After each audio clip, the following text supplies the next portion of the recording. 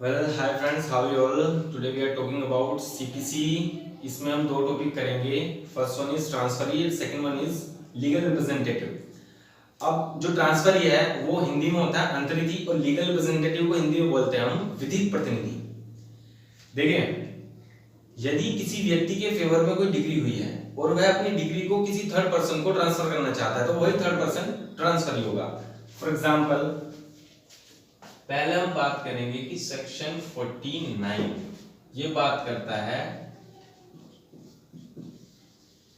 Transferee की, यानी कि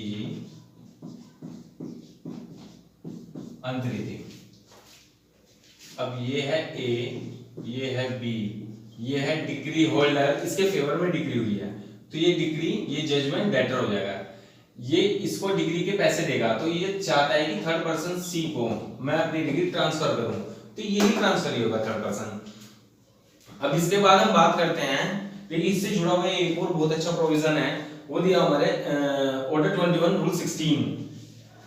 ऑर्डर 21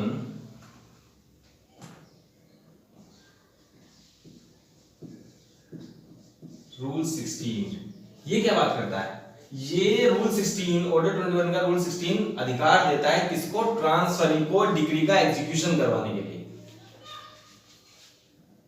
यहां पर क्या? ट्रांसफरी डिग्री का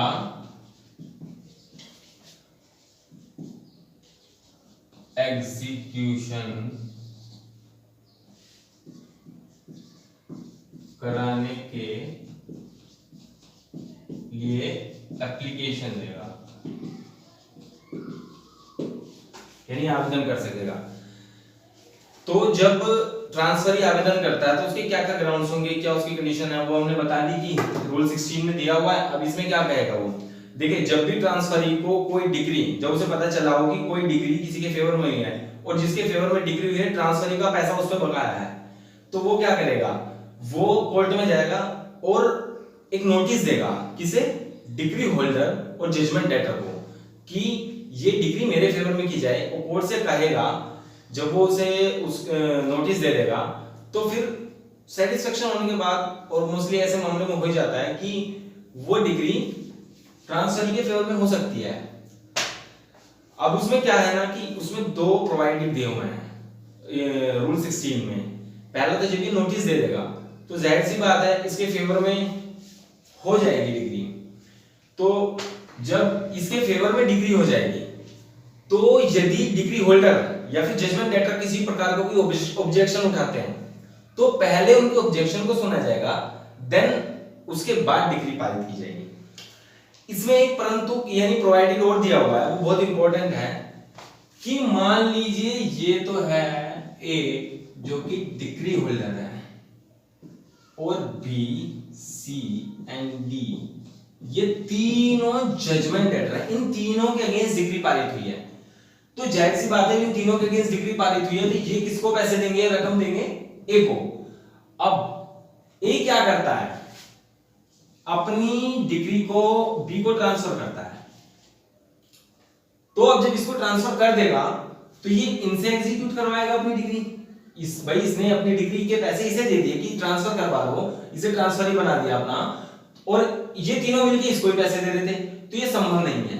डिग्री होल्डर कभी भी अपनी डिग्री को जजमेंट डेटर को ट्रांसफर नहीं करा सकता, और ट्रांसफर अगर कर दी तो जजमेंट डेटर उसे नहीं दे सकता। जजमेंट डेटर ही जजमेंट डेटर को एग्जीक्यूशन नहीं कर सकता। यही कहा गया है रूल 16 के सेकंड प्रोविजन में।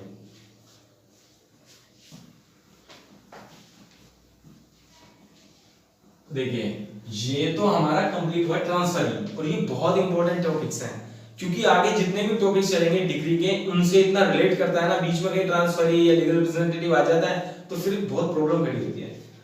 अब हम बात करेंगे लीगल रिप्रेजेंटेटिव, यानी कि विधिक प्रतिनिधि।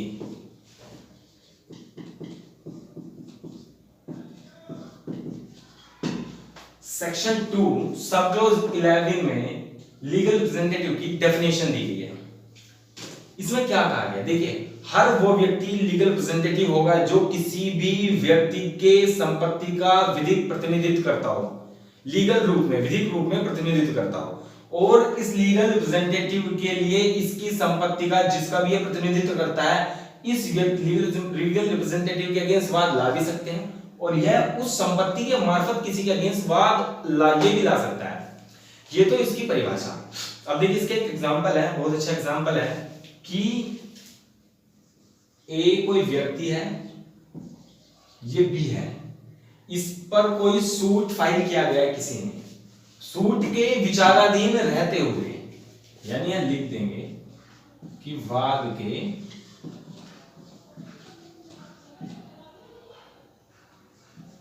विचाराधीन रहते हुए,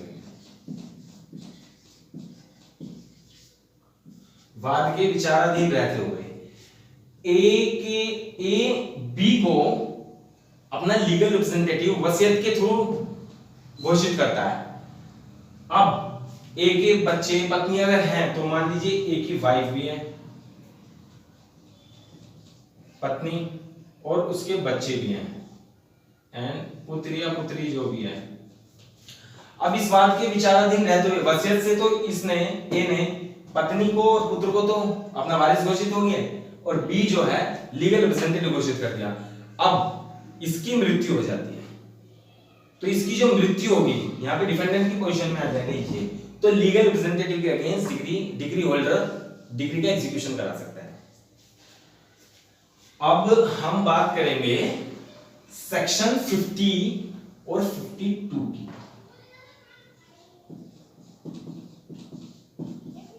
ये लीगल रिप्रेजेंटेटिव की बात करता है, इसमें कुछ कंडीशंस हैं, पहले इसको ही देख लेंगे। देखिए जो लीगल रिप्रेजेंटेटिव है, हमने उसकी परिभाषा समझ ली, उसका एग्जांपल समझ लिया एक। अब लीगल रिप्रेजेंटेटिव के अगेंस्ट की हम बात करेंगे, इसमें दो कंडीशन है। पहली, मान लीजिए ए बी, ये है जजमेंट डेटर, इसके अगेंस्ट डिग्री पारित हुई, ये है लीगल रिप्रेजेंटेटिव। जब इसके अगेंस्ट डिग्री पारित हो गई, और डिग्री पारित होने के बाद एक की मृत्यु रहती है, अब मृत्यु हो गई है कि, तो बी क्या उसका लीगल रिप्रेजेंटेटिव है, तो अब डिग्री होल्डर चाहे तो, डिग्री होल्डर कोई होगा, सी होगा, मान लीजिए सी ये डिग्री होल्डर है, ये चाहे तो बी के अगेंस्ट डिग्री के एग्जीक्यूशन के लिए एप्लीकेशन दे सकता है, या फिर कोर्ट स्वयं, यानी डिस्क्रिशनरी है कि कोर्ट भी स्वतः ही स्वप्रेरणा से बी के अगेंस्ट डिग्री का एग्जीक्यूशन करा सकता है। यही कहा गया है सेक्शन 50 में। अब हम बात करेंगे सेक्शन 52 की। सेक्शन 52 क्या कहता है, देखिए सेक्शन 52 बात करता है लीगल रिप्रेजेंटेटिव के अगेंस्ट डिग्री पारित हो। यहां पर तो डिग्री ए के जजमेंट डेटर के अगेंस्ट पाई थी 50 में, और उसके बाद एग्जीक्यूशन बी के अगेंस्ट होता है क्योंकि उसका लीगल रिप्रेजेंटेटिव है। बट लीगल रिप्रेजेंटेटिव के अगेंस्ट यानी विरुद्ध डिग्री पारित होना,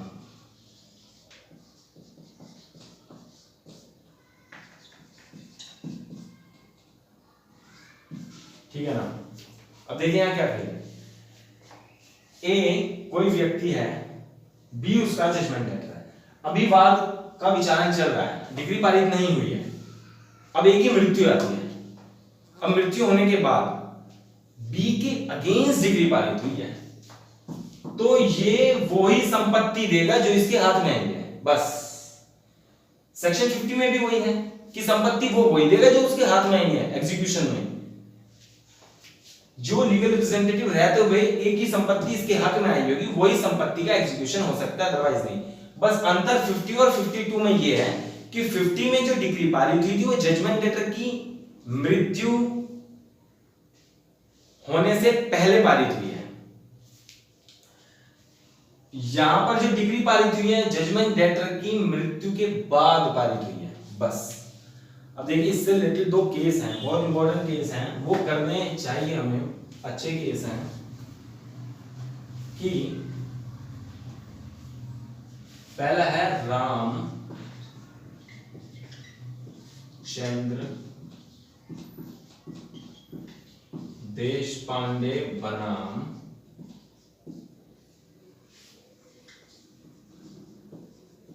लक्ष्मणा राव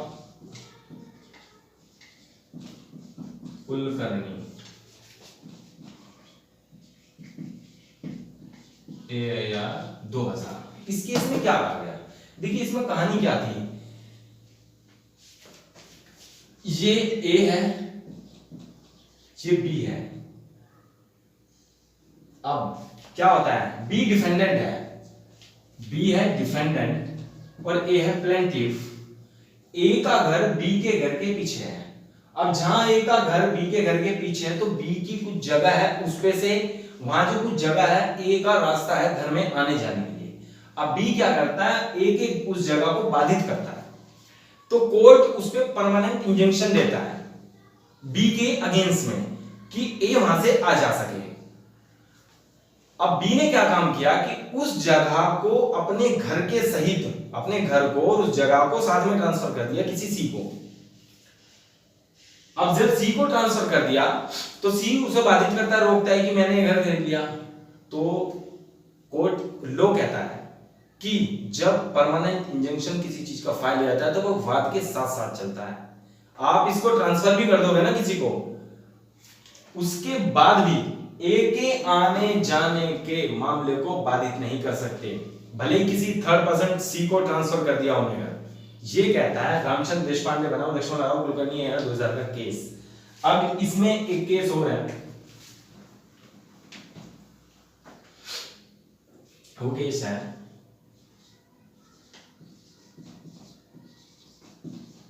लक्ष्मीधर साहू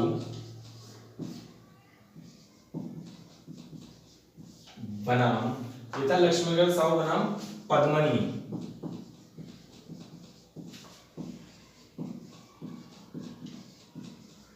त्रिपाठी AIR 1991 का। लक्ष्मीधर साहू बनाम पद्मनी त्रिपाठी AIR 1991 का। देखिए यहां क्या था कि एक व्यक्ति था जिसके अगेंस्ट डिग्री पारित हुई। अब एक व्यक्ति था जिसकी मृत्यु हो गई, उसका जो लीगल रिप्रेजेंटेटिव थी उसकी वाइफ ही थी।